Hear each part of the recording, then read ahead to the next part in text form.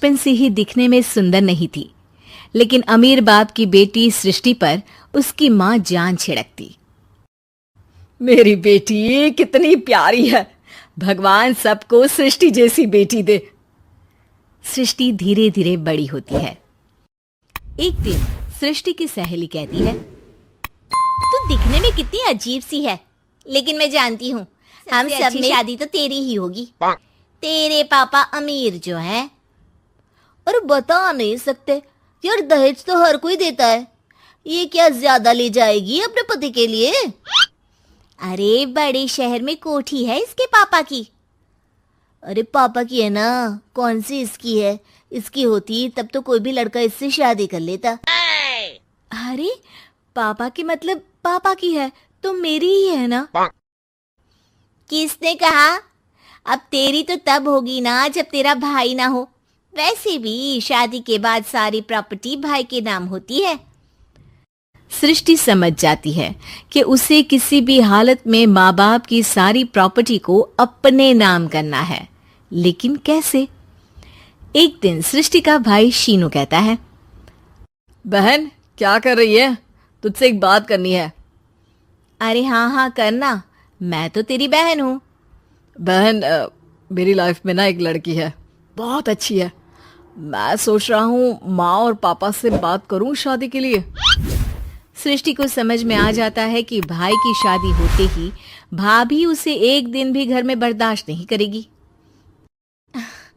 क्या बात है भाई, बताना कौन है वो? यार वो बहुत अच्छी लड़की है, पढ़ी लिखी है, मेरे साथ जॉब भी करती है। बस एक प्रॉब्लम है। हाँ प्रॉब्लम? क्या प्रॉब्लम है भाई? यार वो शादीशुदा है, लेकिन उसके पति ने उसे सिर्फ इसलिए छोड़ दिया क्योंकि उसके माँ बाप दहेज नहीं दे पाए। सृष्टि ये सुनकर न जाने क्यों खुश हो जाती है। अरे भाई तो क्या हुआ, लड़की तुझे तो पसंद है ना? शीनू को लगता है कि बहन उसे समझ रही है। वो इस बात से अनजान होता है कि उसकी बहन की मंशा पूरा घर हड़पने की है। सृष्टि अपनी माँ से कहती है, मम्मी मुझे तो बहुत चिंता है, पता है शीनू क्या कर रहा है? अरे क्या कर रहा है, वो तो काम पर जाता है और वापस घर आता है। नहीं ना माँ, वो यही तो नहीं कर रहा, बाकी सब कर रहा है। आपको पता है उससे प्यार है, और वो भी एक शादीशुदा लड़की से। ये क्या हो गया? मैं सोसाइटी में क्या मुंह दिखाऊंगी? अरे तेरे पापा तो यही कहेंगे कि मैंने ही उसे बिगाड़ दिया है। माँ देखो, मेरी बात मानो, पापा पर भी विश्वास करने की जरूरत नहीं है। अब आप ही बताओ, पापा इतनी देर घर के बाहर रहते हैं क्यों? बोलो। अरे बेटा वो तो नौकरी करते हैं ना। तू बहुत भोली है माँ। पापा का ऑफिस तो 7 बजे खत्म हो जाता है, लेकिन देखो कितनी देर से आते हैं। अरे नहीं नहीं बेटा, ऐसी कोई बात नहीं है। सृष्टि माँ को एक औरत से बात करते पिता की फोटो दिखाती है। देखो माँ कैसे हैं पापा, मैं ना कहती थी कि पापा सही नहीं है। मैं तेरे पापा से बात करूंगी, दे फोटो मुझे। ओ माँ वो तो डिलीट हो गई। लेकिन चल, तूने तो देख लिया ना, पापा से बाद में बात कर लेना, और हाँ मेरा नाम बिल्कुल मत लेना। हाँ माँ। अब क्या था, सृष्टि के माँ और पिता के बीच झगड़ा होना शुरू हो जाता है। सृष्टि के मन में क्या चल रहा था कोई नहीं जानता था। एक दिन, माँ सृष्टि के लिए एक लड़का देखा है, वो लोग शाम को उसे देखने आने वाले हैं। और हाँ माँ, एक खुशखबरी, मैं और पापा मिलकर एक नया बिजनेस ट्राई कर रहे हैं। शाम को लड़का आता है, सांवले रंग का। सृष्टि को तो बिल्कुल भी पसंद नहीं आता। लड़की की माँ कहती है, लड़की का चेहरा तो कोई खास नहीं, लेकिन अगर मेरे बेटे को आप लोग सेटल कर दें तो मैं उसकी शादी आपकी बेटी से करवा दूं। सृष्टि को लड़का बिल्कुल पसंद नहीं था। उसे भाई पर गुस्सा आ जाता है। लड़के वालों के जाने के बाद कहती है, माँ देखा शीनू मेरे लिए कैसा लड़का लेकर आया, न दिखाने लायक न सुनने लायक, सेटल भी नहीं, वो भी हम करे।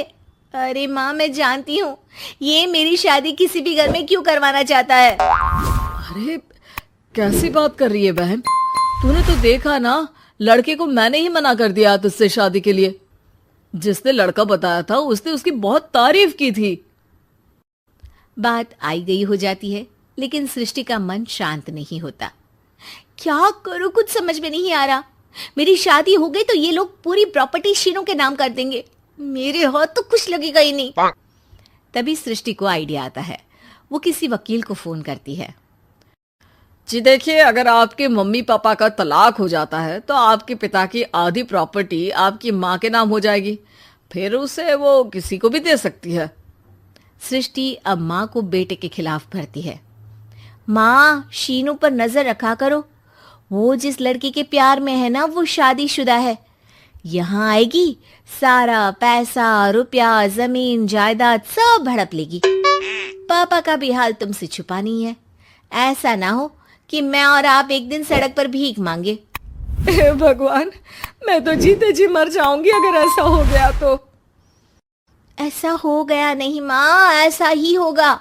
अभी समय है, आगे का सोच लो। मैं तो कहती हूँ पापा से आधी प्रॉपर्टी लेकर अलग हो जाओ। पापा की आधी प्रॉपर्टी भी हम लोगों को अगर मिल जाती है ना तो अगले 7 जन्म सफल समझो। बेचारी माँ बेटी के कहने पर पति से तलाक लेकर अलग हो जाती है। सृष्टि अब पैसों से गाड़ी और अपने दूसरे महंगे शौक पूरे करने लगी। उसके दोस्त भी उसके पैसे इस्तेमाल करते। सृष्टि, कल तुम कहाँ थी? मैं सारा दिन घर पर अकेली थी। तो मैं क्या करूं? मैंने ठेका तो नहीं लिया है ना तुम्हें संभालने का। माँ को सृष्टि से ये उम्मीद नहीं थी। वो बैठकर रोने लगती है। वहीं उसका पति यानी कि सृष्टि के पिता आ जाते हैं। मैं जानता था कि तुम्हारा यही हाल होगा, तो आपने मुझे रोका क्यों नहीं? मैं रोकता तो तुम रुकती क्या? सृष्टि के कहने पर तुमने मुझ पर अपने बेटे पर शक किया, लेकिन तुम ये भूल गई कि कैसे हम दोनों ने मिलकर जीवन में इतना सब खड़ा किया। माँ पति के गले लग जाती है। मुझे माफ कर दीजिए, मैंने आपकी कमाई का एक बड़ा हिस्सा गवा दिया। कोई बात नहीं, तुम साथ हो तो मैं ऐसी 7 प्रॉपर्टी खड़ी कर दूंगा। तभी वहां सृष्टि आ जाती है रोते हुए। माँ, मयंक ने मुझे छोड़ दिया। वो बोल रहा था जब तक मेरे पास पैसे थे तब तक ही वो मेरे साथ था। पापा, माँ, मुझे माफ कर दीजिए।